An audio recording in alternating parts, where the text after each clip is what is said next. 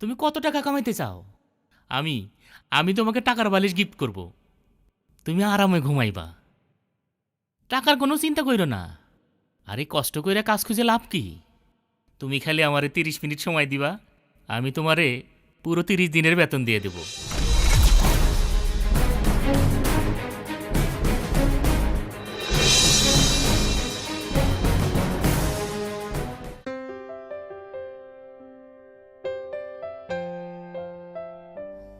মা, তুমি আইছো?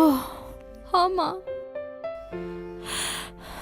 মা, কোনো কাজের ব্যবস্থা করতে পারলা?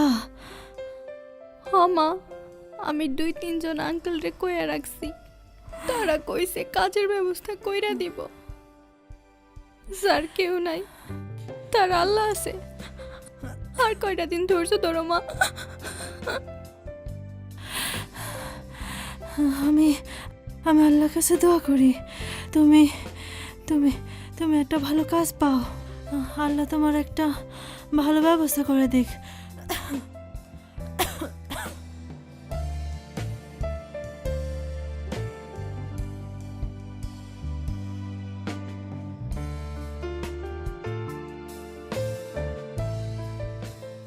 এই এখানে কি চাই? আঙ্কেল, আমার একটা কাজ দেওয়া যায়? তুমি কি কাজ করবা? এইখানে তোমার বয়সের কেউ নাই। আঙ্কেল, আমার একটা কাজের খুব দরকার। আমার মায় অনেক অসুস্থ, তার চিকিৎসা করাইতে হইব। লোক তো লাগবো, কিন্তু তোমার বয়সের কাউরে নিয়োগ দিব না। তুমি যাও, অন্য কোথাও যাও। আঙ্কেল, আমি আপনার পায়ে আরে পড়ি। আরে কি করছো কি করছো? স্যারেরা দেখলে আমার চাকরি যাবো। তুমি যাও, অন্য জায়গায় যাও। যাও যাও কইতাছি, যাও। হ্যাঁ, নাক টিপলে দুধ গলে, হ্যাঁ করবো চাকরি।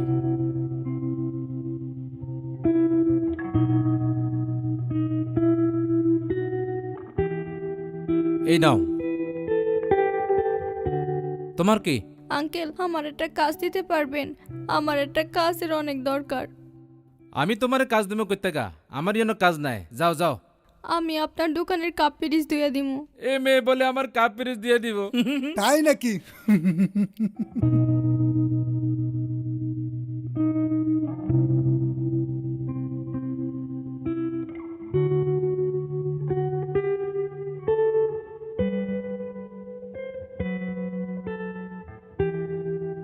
তারিণী সাধ্যমতো চেষ্টা করে একটি কাজ খুঁজে নেবার, কিন্তু কোথাও সে কাজ পাচ্ছে না। তবুও সে একটা কাজের আশায় ঘুরে বেড়ায় শহরের বিভিন্ন জায়গায়।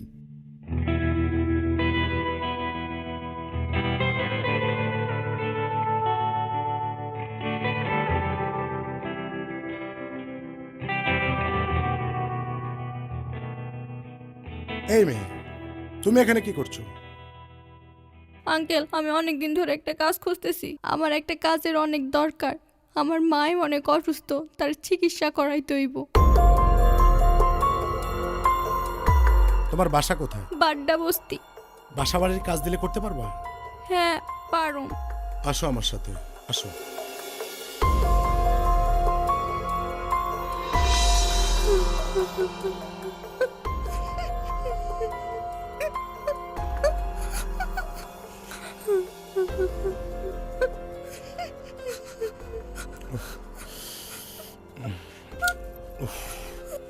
শোনো,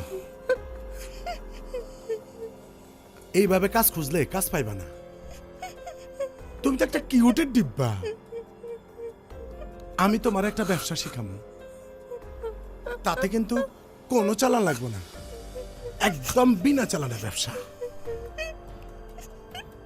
শোনো, পৃথিবীতে সবচেয়ে কঠিন কাজ হলো চাকরি পাও,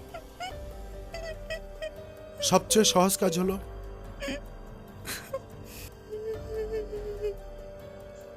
নিশ্চয়ই তুমি এতক্ষণে সবকিছু বুঝতে পেরেছ। টাকা পয়সা নিয়া তুমি কোনো চিন্তা করো না। এই শহরে আমার অনেক বড় লোক বন্ধুরা আছে, অনেক টাকা পাইবা, অনেক টাকা। আমি আমি সব ব্যবস্থা করব।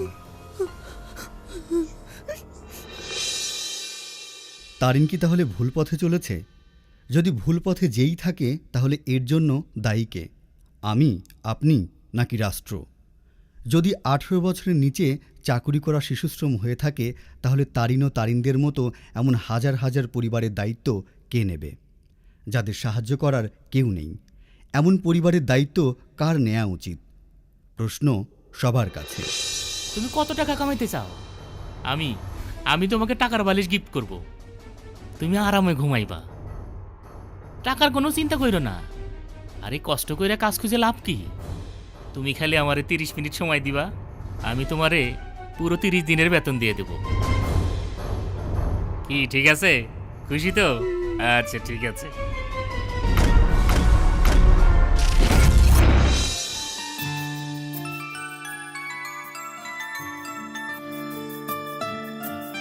হ্যালো,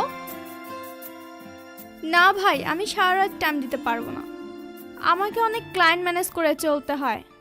আমি সির্ফ তোমার লোক বলে 2 ঘন্টা টাইম দিতে পারবো না। শিখাও পারবে না, ও খুব বিজি। সুইটহার্ট, আমি বাঙালি কোনো ক্লায়েন্ট ধরি নাই। বড় বড় যে ক্লায়েন্ট ধরি সেই ক্লায়েন্ট আজও ধরছি, ফরেনার। আহা, সেটা আমি জানি। আমি টাকা পয়সা নিয়ে চিন্তা করছি না। এই লাইফে অনেক টাকা পয়সা ইনকাম করেছি, আরও কামাইতে চাই। আগে নিজে কাজ খুঁজে বেরিয়েছি, আর এখন আমি লোককে কাজ দিয়ে বেড়াই, বুঝলা? যাই হোক, যেটা বললাম সেটা জানাও। এখন রাখি।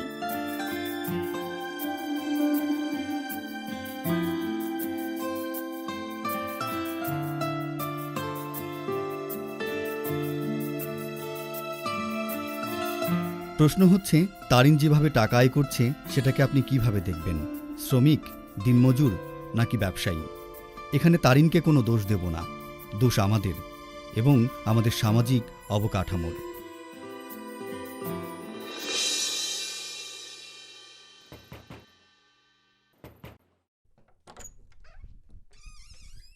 হাই জানু। ছোট বোন বাসায়, ছোট বোন বাসায়, আসতে।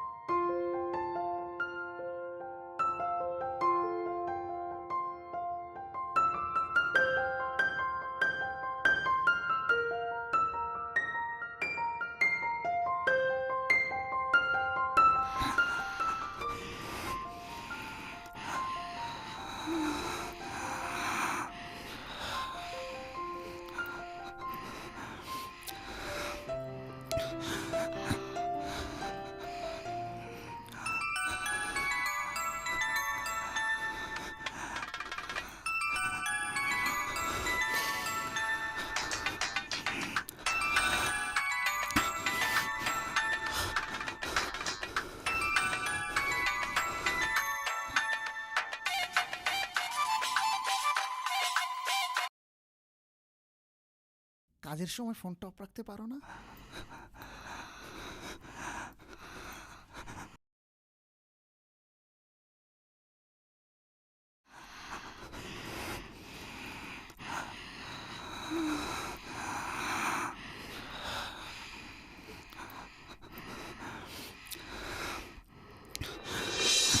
এই, তুমি আমার ফোনটা রিসিভ করছো না কেন? সিয়াম, আমি খুবই বিজি ছিলাম। তাহলে আমরা কখন মিট করতেছি? সিয়াম, আমার আরেকটি ইম্পর্টেন্ট কাজ আছে, দেন তোমার সাথে দেখা হবে। আচ্ছা, এ কাজ করে তুমি কত টাকা পাবে শুনি? হঠাৎ এইসব প্রশ্ন কেন করছো? কারণ সেই টাকাটা আমি দিতে চাই।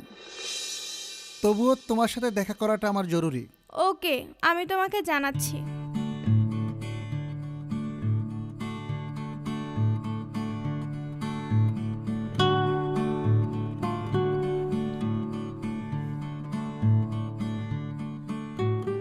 মা যেভাবে পাত্রী দেখা শুরু করেছে, মনে হয় বিয়েটা না করে উপায় থাকবে না। তো বসে আছো কেন? যাও, করে ফেলো। তারিন, সব কিছু একটু সিরিয়াসলি নিতে শিখো। আমি তোমার ব্যাপারে সব কিছুই জানি। সব জেনেও তোমাকে আমি বিয়ে করতে চাই। এতে দোষের কি হলো? এ সমাজকে সংশোধন করার দায়িত্ব আমাদের সবার। আমরা কিছু হলেই সরকারের দোষ দেই। আরে সরকার কি করবে যদি আমরা নিজেরাই ঠিক না হই? আমরা সবাই যদি নিজেদের সচেতন করে গড়ে তুলি, তাহলেই তো একটা সুন্দর দেশ হবে। তাই তুমি আমার মতো একটা মেয়েকে বিয়ে করে সচেতন নাগরিকের পরিচয় দিতে চাও? তা জানি না। তুমি আমাকে অনেক ভালোবাসো, তাই না?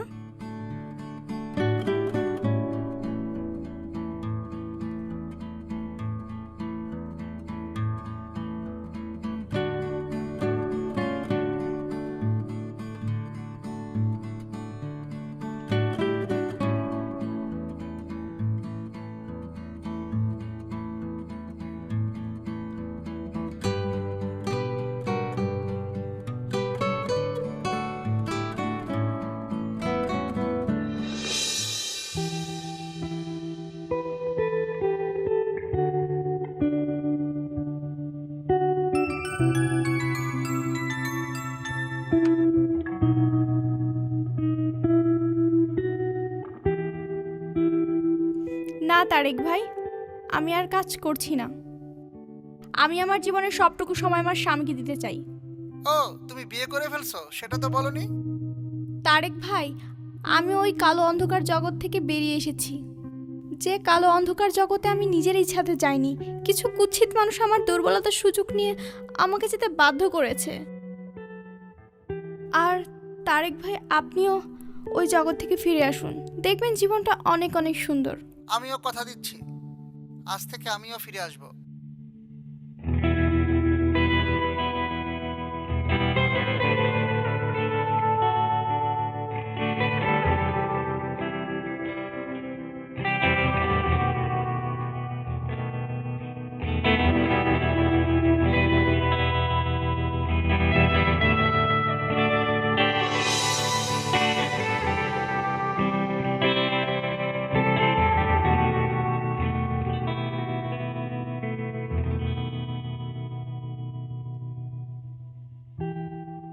বেশি লেট করে ফেললাম?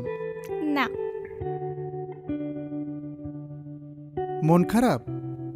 না, আজকে আমরা সারাদিন ঘুরবো। এটা কি হলো? আমি তোমাকে অনেক ভালোবাসি সিয়াম, অনেক। তুমি আমাকে ছেড়ে কখনো যেও না। না। চলো।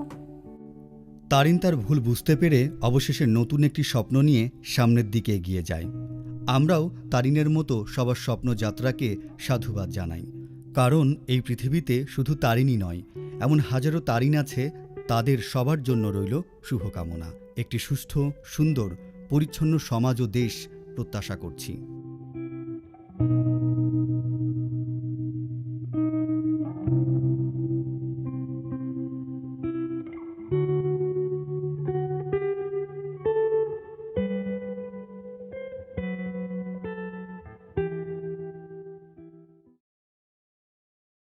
আমাদের সাথে থাকতে সাবস্ক্রাইব করুন, তারপর বেল বাটন চাপুন।